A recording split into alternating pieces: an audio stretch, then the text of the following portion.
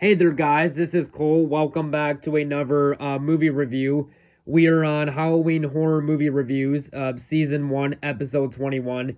And today's horror movie I'm going to be reviewing is the 1986 H.P. Lovecraft movie adaptation, From Beyond, directed by Stuart Gordon. Now, this is a movie that I had seen before. I watched it a few years ago on Tubi for the first time, and I really liked it, but it had been a while since I'd seen the movie, so I decided to rewatch it today as I figured might as well review it for October because my good friend on YouTube, Don G. Corleone, he recently reviewed this movie on YouTube, so I figured I might as well review it as well. And, as much as I really like this movie, unfortunately, I don't own it on DVD yet. I would like to get it on DVD someday, but, yeah. So, anyways, what is the plot to the, and I just finished watching this movie since it's both free on Tubi and Prime Video right now, rewatching it. This is my second time seeing it overall, and yeah. So, what is the plot to this movie, for those who don't know? Well, the plot of this movie is as follows. Scientists create a resonator to stimulate the sixth sense and open up a door to a parallel and very hostile universe based on a 1934 short story by H.P. Lovecraft. So it's a sci-fi horror type of movie. Now, for those of you guys who are not familiar with H.P. Lovecraft as an author, he was one of the original horror movie he was one of the original horror book authors, after Edgar Allan Poe. In fact, now you guys might ask, well, what book is H.P. Lovecraft most well known for? Well, he is most well known for writing he is most well known for the 1928 sci-fi horror book The Call of Cthulhu, which I own right here in this 10-book collection. This book right here, it comes with this is like a 10-book collection compendium.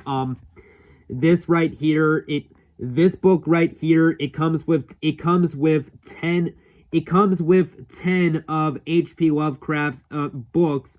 This book basically contains 10 H.P. Lovecraft stories all wrapped into one book, with, of course, The Call of Cthulhu being H.P. Lovecraft's most famous horror book, which I absolutely love. The Call of Cthulhu. The Call of Cthulhu is a great sci-fi horror book from the 1920s, but I would say overall, my favorite H.P. Lovecraft book overall is the 1936 book At the Mountains of Madness, which is another really good book.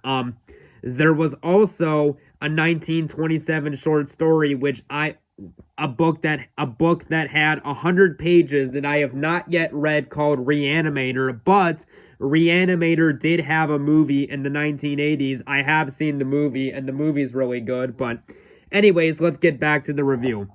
When this movie, From Beyond, directed by Stuart Gordon, was released on October 24th, 1986, it received positive reviews from critics and audiences, but was a box office disappointment, making $1.2 million worldwide on a $4.5 million budget. But over the years, this movie has gained a massive cult following. Now, as for my reaction to the movie, yeah, From Beyond is a really good sci-fi horror movie. So, without further ado, let's get into my review. And there will be spoilers for those that haven't seen this movie, but now's October, so now's the perfect time to watch this. So, anyways, let's get into the review.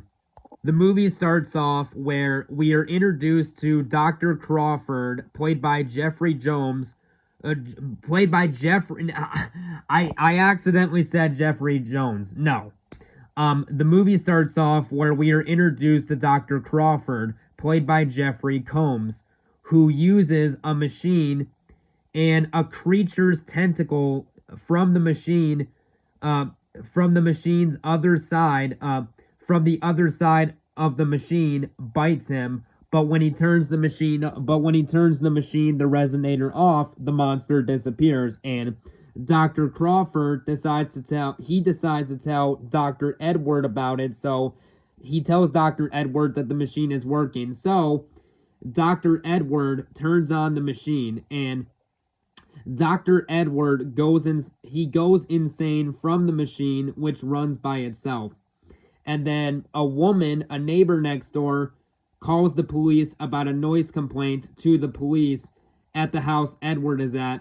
And the neighbor notices that there is a strange purple light coming from one of the top windows. So the neighbor goes next door to get her dog who ran off, but also to investigate. And there's basically a scene where an axe slams through a door, and from Dr. Crawford. No, not Dr. Crawford, Dr. Edward. But the neighbor is screaming as she sees an axe go through the door, and so Dr. Crawford runs outside, but he gets arrested by the police, and he gets blamed for the murder.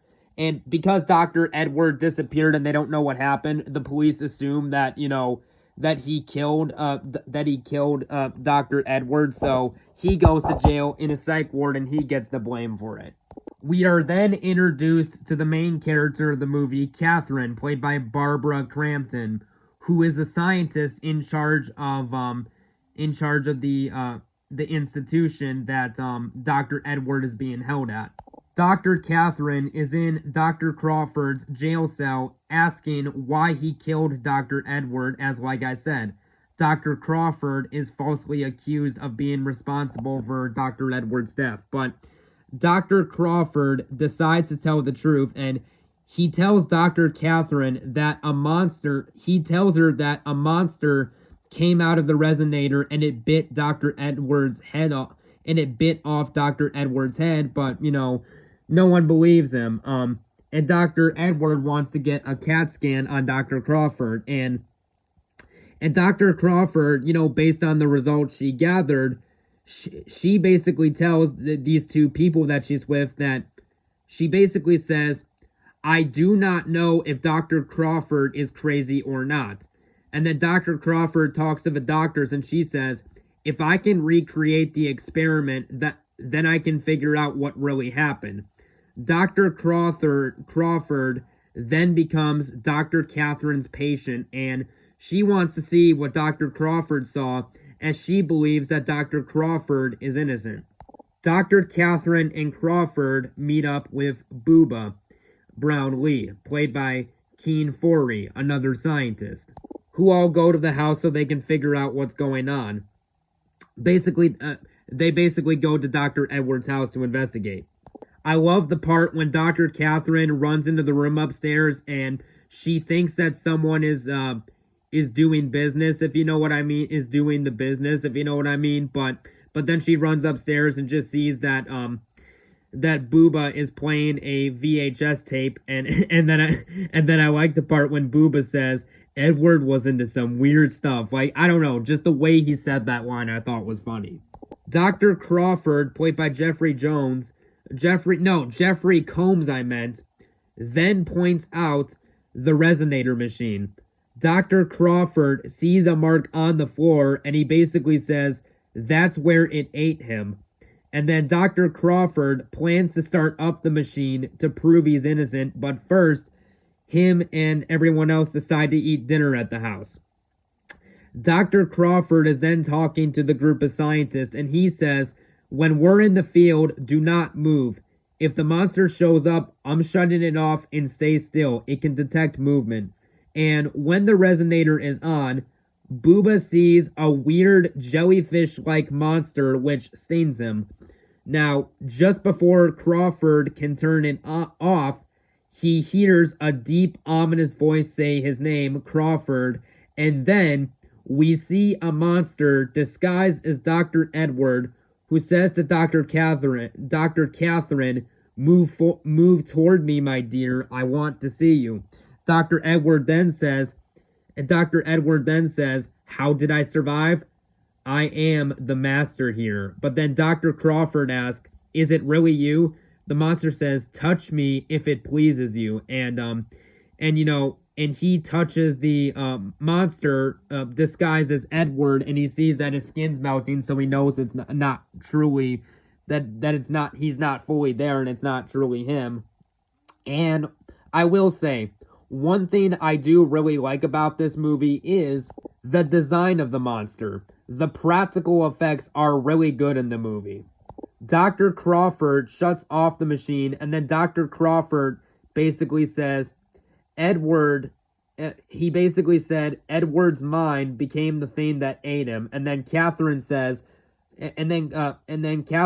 Crawford, we saw the same things. We proved you're not insane. And then Dr. Crawford says, I'm not so sure. And then Dr. Catherine says, no, you faced your fear and you overcame it. You saved our lives.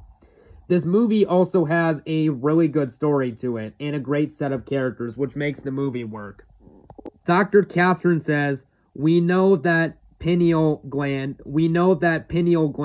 helps to regulate the sex drive. Perhaps pineal stimulation causes an accompanying sexual stimulation. There's so much to learn. And then Booba says, well, we learned what we came for. He ain't crazy, and that ate the guy's head.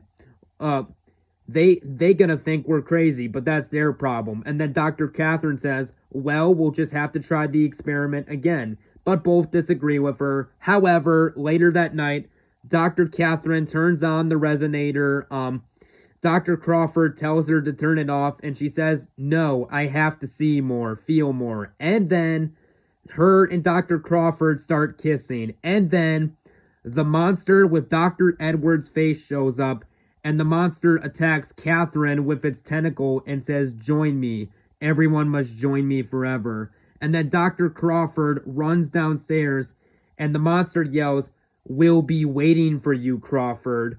The monster then attacks Karen and says, in another life, I would have enjoyed you in another way. And then Dr. Crawford and Booba run downstairs, and they find out that vibrations reach down in the basement. They find out vibrations reach the basement as a giant monster serpent body with razor-sharp teeth in its mouth is in the basement with them. And Dr. Crawford is trying to reach the circuit breaker to turn off the machine, but the monster ends up eating Dr. Crawford, and then Catherine says, what do you want? What are you going to do to me? And the monster says, kiss you. And then like this long tentacle thing comes out the monster's mouth and starts eating Catherine. And then this is where things get a little interesting. Then we cut to a scene where everyone is alive in a room, but it is as if they were teleported somewhere. And the whole scene where the machine turns on and many bugs attack Booba is a rather good scene. And there's the whole scene where there's the monster with Dr. Edwards' face that grabs Dr. Catherine, and of course he says the quote that is on the poster itself, humans are such easy prey. Dr. Catherine then uses a fire extinguisher on the resonator to stop the monster. I also like the idea and concept of this monster, where it's a mutated and transformed version of Dr. Edwards, and is a grotesque, shape-shifting creature with a small tentacle in its forehead above its eyes, and then large tentacles all over its body. Like, that's an interesting concept. And then Dr. Catherine ends up in the psych ward where Crawford was earlier in the movie. Dr. Crawford goes insane and he starts eating a nurse. And then Dr. Catherine escapes and then Dr. Catherine is in the hospital where Dr. Crawford was earlier in the movie, and Dr. Crawford goes insane eating a nurse. And then Dr. Catherine manages to escape the hospital, and Dr. Crawford attacks 2 more people with the snake-like thing sticking out of his head. And then Catherine arrives back at Edward's house, and Crawford is about to prey on Catherine with the snake-like thing on his head before Catherine bites the snake-like thing off, which basically, that was basically the parasite thing that was inside of him, which was implanted by the creature, was basically controlling Dr. Crawford. But now that it's gone, Dr. Crawford goes back to being a normal person. And then the monster with Edward's face has Catherine tied up and says, I've been waiting for you. And then Dr. Crawford tells Edward to stop. The monster with Edward's face says, yes, the greatest sensual pleasure there is to know the desires of another mind. And then I like the part when Dr. Crawford yells, I know your desires, you impotent pig. The monster then says, we are the most powerful being in the universe. Dr. Crawford then says, she'll know, Edward. She'll know how pathetic you are, how you can't make love. And then the monster says, maybe you can teach me. And I will admit, the whole scene where the monster grows wings and eats Edward is a rather intense scene. And then Catherine is able to get free from the trap she's tied up in, and however, she set a bomb and it only has a limited timer on it, so she has a plan to escape the house before it explodes.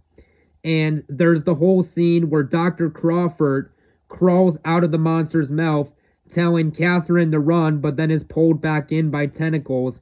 And the monster is starting to digest him with his stomach acid, but we see Crawford's head as a skull bite the monster. Then Catherine jumps out the window as the house explodes, and the neighbor says, I'll call the hospital. What happened? And and like I said, Catherine does jump out the window.